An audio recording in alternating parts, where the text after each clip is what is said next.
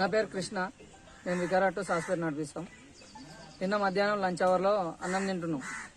Time ఉంది, lunch time ఇంకా half an hour ఉంది మాకు. మా టైం కానీ మేము మా ముంగట 2 బండ్లు వెళ్తాయి. దానికోసం సైడ్లో ఆపేసుకొని అన్నం తింటుంటే బస్సులు మీకు జీతం ఇస్తున్నాము, గవర్నమెంట్ మీకు జీతం ఇస్తారు, గవర్నమెంట్ జీతగాళ్ళు మీరంటే మేము లక్షలు పెట్టి బస్సులు కొన్నాం సార్. ఇన్వెస్ట్ చేసినాం, వీళ్ళందరితో దెబ్బలు తిన్నకైతే కాదు అని మేము ఆయనతోటి అన్నాం. అంటే 10 మందిని పిలిపించిండు. కాడదాలు తుమ్తేరకు వికారాలు ఎట్లుంటామంటే వాళ్ళు వికారాబాద్ అని చెప్పేసి మేము కూడా చేసుకోవద్దు, మా డ్యూటీలో మేము ప్యాసింజర్ మీద చేసుకునే హక్కు మాకు లేదు అని సంజాయించినాక మళ్ళొచ్చి చాలా వల్గర్గా తిట్టినాక మేము డిఎంను సందర్శించినాం, ఫోన్ చేసినాం. డిఎం సారు కంప్లైంట్ చేయకండి అన్నాడు. చేసినాక ఇప్పటి వరకు కూడా ఏ రియాక్షన్ లేదు వాళ్ళ మీద.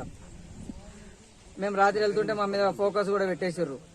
దాంతో మా డ్రైవర్లు అందరికి మేము ఇన్ఫార్మ్ చేసుకుంటే బస్సులు ఆపేసి సమస్య ఏందో మాట్లాడదామండి అని చెప్పి మాట్లాడుతున్నాం సార్. అంతే, ఒకరే కొడతారు, రేపు ఇంకో మూలకున్న ముసలోడు వచ్చి కొడతాడు. దాన్ని మేము ఏం చేయలేము, ఎందుకంటే ఊర్లలో పోతున్నాం సర్వీసులు. ఇవి కుక్కలాటం వస్తాయి, మేకలాటం వస్తాయి. లాస్ట్ టైం మా డ్రైవర్లు కూడా మస్తు దండగలు కట్టొచ్చారు. ఖాళీ కుక్కకి 2000 కట్టొచ్చారు, ఊర కుక్కకు. కొట్టిన వాళ్ళు కూడా రాత్రి ఏమంటారు, మేము వికారాల డ్యూటీలు ఎట్లా చేస్తారు, బస్ స్టాండ్ మా దగ్గర ఉంది, డిపో మా దగ్గర ఉంది, వికారాలు ఎట్లా వస్తారు అని మాట్లాడుతారు. దాన్ని దిక్కించి మా డ్రైవర్లు అందరూ వాళ్ళు ఎట్లా చూస్తారో చూద్దాము, లేకపోతే డ్యూటీలు బంద్ చేసుకుంటాం మేము అని అందరము.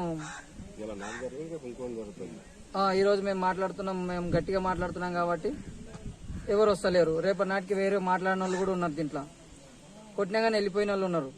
వాళ్ళ దిక్కించి మేము కూడా ఈ సమస్య ప్రతి ఒక్క డ్రైవర్ సమస్య ఉంది. ఈ మా వికారాబాద్లోనే కాదు, ప్రతి దగ్గరలో ఉంది. కానీ దీన్నే మీరందరూ పెద్ద మనసు చేసుకొని పరిష్కరించాలని కోరుతున్నాం. ఇంకా మాకు ఆ టైం ఉంది, తిన్నాక కూడా ఇంకొక 10 నిమిషాలు టైం ఉంటుంది మాకు. ప్యాంట్ మీద వేయకుండా సైడ్లో వేసుకున్నాం. సైడ్లో వేసుకొని పార్కింగ్లో ఉంటుంది, పార్కింగ్లో పెట్టి తింటున్నాం. తినే టైంలో వచ్చిండు ప్యాసింజరు. 10 నిమిషాలలో వస్తామన్నా బస్సులో మాత్రం ఎక్కకండి, మేము తిన్నాక పాయింట్ మీద వేసినాక ఏమనంటే మాట్లాడదామండి.